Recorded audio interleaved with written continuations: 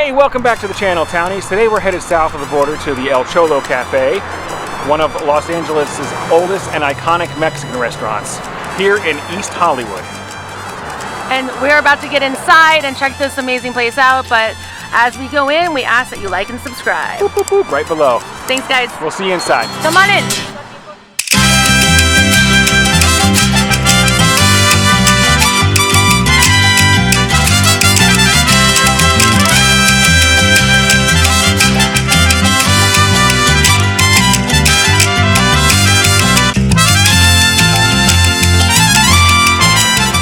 In 1923, Alejandro Borquez opened a little place not far from this location called the Sonora Cafe. And that did pretty well. But then, in 1925, a guest came in, and while waiting for his food, he drew a little picture of a guy on the menu, and he wrote underneath it, El Cholo, which was the name given by the Spanish to the field workers at the time, in the early 1900s. So that name intrigued Alejandro, and he ended up changing the name of the restaurant to El Cholo Cafe from Sonora Cafe. Wow. Pretty interesting, huh? And the logo, which you're now, I'm assuming, seeing floating above our heads, is still a logo to today. Yeah, they use that original drawing as the logo for the restaurant. Pretty cool. Yeah, so that guy, who knows? You go into a restaurant, you do a little doodle, could become an iconic. Just make sure you get paid for it first. We also want to mention they have these quotes on their napkins. It says, Virginia, you'll wonder that I haven't been home for dinner lately. Your opposition is not a blonde. It's the El Cholo on Western Avenue. Oh, look at that. Sorry. No, don't be sorry. Never be sorry when you bring alcohol. So, got a strawberry margarita on the rocks, sugar rim, and Matt got his whiskey. Diet Coca-Cola on the rocks. Oh, wow. That's actually surprising. It has I'm driving, so it's responsible. Is it good? It's not Chardonnay, but it's good. Yeah, because actually, it tastes like real fruit. You live in Los Angeles for as long as we have. It is. I can see the seeds from the strawberry. But you live here long enough, and you really do have some crappy margaritas. Like, you just get the stuff that's like in a bottle, and it's not good. And I know like our favorite places, and we order, I order the margaritas there. But I'm glad I took the chance. It's actually it tastes legit. Like we were saying, a random encounter with a customer who did this drawing changed the name of El Cholo from the Sonora Cafe. That's right.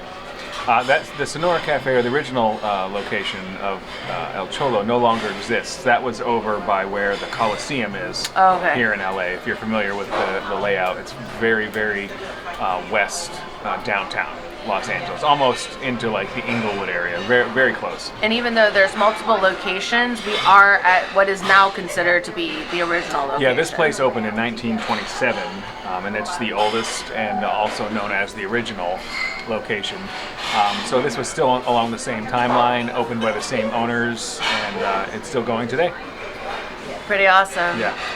We've had some great suggestions on the menu, as you'll see. Matt's going to put up right now.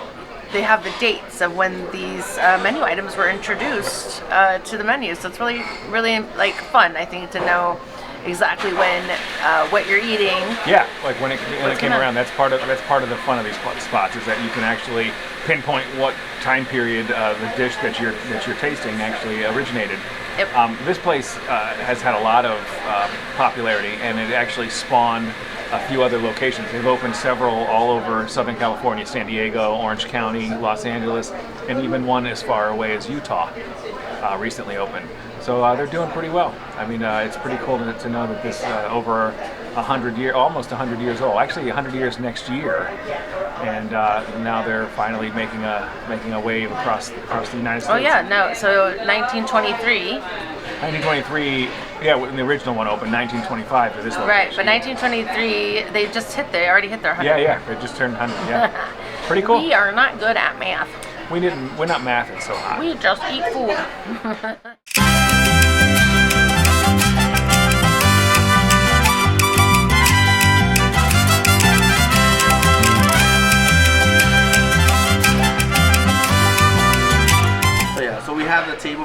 nacho table. Originally it started off as a not so famous at all because it's so close to the kitchen. A lot of people would not move there. So we had a manager that decided to start offering the nachos so they could stay. And it became one of the most asked for tables after that. So that's where the nacho table. So in order to get people to sit there, they would offer free nachos with the table. To get you some that's nachos. Interesting. That's clever. And then they started asking for the table, like, hey, where's the nacho table? Clever. That's So people cool. wanted to sit there. Oh yeah. Yeah. It became like the one that would be asked the most for. So. Oh, that's that's funny. really Yeah, funny. that's cool. You know, that's marketing genius right there, actually. Cool. Really marketing genius. And let me ask you too, the nachos that are on the menu, Yeah. Carmen's, what are on those? So it's very I would say basic. It's I mean that's original. So it'd be just chips. We melt some cheese on there, jack and cheddar, and on the side you get some jalapeno peppers. Usually we put it on top, but everybody started saying it's too spicy, so we'll put it on the side. That's smart. But so that's how they started off. I mean, when Carmen, the reason that they're called Carmen, she came, I believe, from Texas, and they would get the nachos, but the chips with the cheese melted on top, and that's. So she would ask for it. Yeah, people would ask like her because she was the one that like they said, oh, we're really not that hungry. We just want like maybe some chips and some dip or something, and she's like, oh, I got you. And then she. Oh, she started. Yeah, so she started. Yeah, she The first place in LA to have them, right? Yeah. It was here. Yeah. Yeah. We were That's the cool. first restaurant to offer nacho chips. Yeah. Right? I think originally like it was a guy named Nacho from I think it was Tijuana that threw some cheese on some chips and melted it. So that's where it got the nacho the name. nachos. It's short. Ignacio is short Sure. for Yeah. nachos. Oh yeah. for There's sure, nachos out there. We know there's nachos. So so they and she brought it from there because over here it was just like tortillas. Yeah. Yeah. Oh, that's amazing. That's cool. Okay. Tortillas and salsa, and Some that's how history you get here. some butter. Yeah, that's cool. No, okay. I guess because shrimp is you said the specialty of the house? It's so good, yeah. Oh, okay, I'm gonna do the fajitas. Good. You like flour or Of course, I'm from Ohio. I gotta do flour. That's good. I grew up on Tex-Mex. I like flour too. I know. Oh, thank you. That makes me feel better. What about some shredded cheese? You get some shredded cheese, you get some guacamole, and sour cream on the side. Really? They bring you the shredded? That's already done. Love this place. This is your place. This is my place. These are my people. Okay. I'm gonna have the green chili The tamales. tamales. Sounds good. Green chili tamales. Perfect. I'll get it for you. That sounds It comes good. with 2 beans and rice. Sounds good? Yeah, I like that. Yeah. I'll get it Could I done. also get some flour tortillas on the side? Absolutely. Yeah. You bet. All right. Thanks. Thank man. you so much. you. Appreciate it. Luis?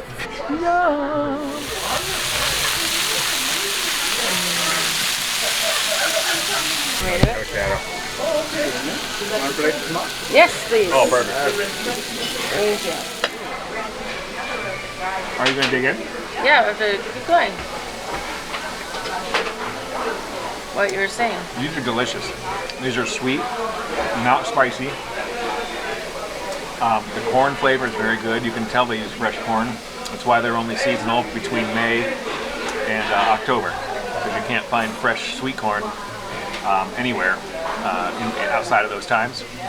So yeah, it's definitely delicious. You want to try a bite?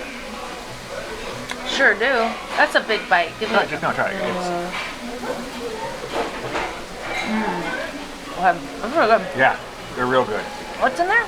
It's sweet corn, masa, cheese. Look at the cheese. Oh yeah, that's actually really good. Yeah, that's why you eat it with your. And very mild green chili. I can get behind that. Yeah. This menu item has been on their menu since 1923, since they opened. So this is one of the original things they started with, and it's delicious. I can understand why people like it. I get a return on your investment. Look at that. Wow, that's It's amazing. unbelievable. That's a good looking shrimp. I've seen some shrimps in my day, and that shrimp looks like a troublemaker. You should get to these places, now. Like, don't wait on this, true. because I've already, gone to look up a restaurant that I heard about and thought we could put on this channel, and it's gone. It's closed, during the pandemic. A lot of restaurants right did after the not survive pandemic, the pandemic. and so don't wait. If you're near or you're visiting or you're going to be in the area of any of these places, stop in, help support them. 1923. doing it the same way, and you'll know why they're still here. I feel like Matt is like the ambassador for the LA like food scene. Like, I should be, you know, a mayor. You're like, you need to get here. If you're not here, find a way I'll here. come get you. I'll pick you up. I'll put a fork in your hand. Yeah, I'm passionate about this because I do think like a lifeline to a city is through their food culture. I really do. The thing to remember really though is that we visit places that have been open for 80, 100 years. Like it's going to be hard to find a bad food item in a place that's, you know, been open for 80 years. I mean, they're doing something right, you know? It's a Mexican restaurant, but it was back in the 1920s. If you cook Mexican food because you spoke Spanish, you were a Spanish restaurant. Oh, that's interesting. I didn't know You that. spoke Spanish, they called it a Spanish, not necessarily because it's from Spain, Right. but just because you spoke Spanish. I got you. So that's what they called the cuisine back then. Yeah. Oh, interesting. So you guys are a Spanish cafe purely because you opened up in a time when people didn't really fully understand What Mexican food what a map looked like, right? Yeah. Well, it's both like, yeah. I mean, it's just the fact that if you spoke Spanish and you cooked the food, They call it was Spanish food. Wow, I mean, I'm truly stuffed, and I know Matt is as well, but we do have to say we had an incredible experience here today. It was epic. Everybody from the host to our server to just managers passing by, tons of kindness, warm feeling, great food. Great food. Great food. And you know, I was just talking to the host. Part of, for me, dining it out is the way that you're treated and the way that you feel.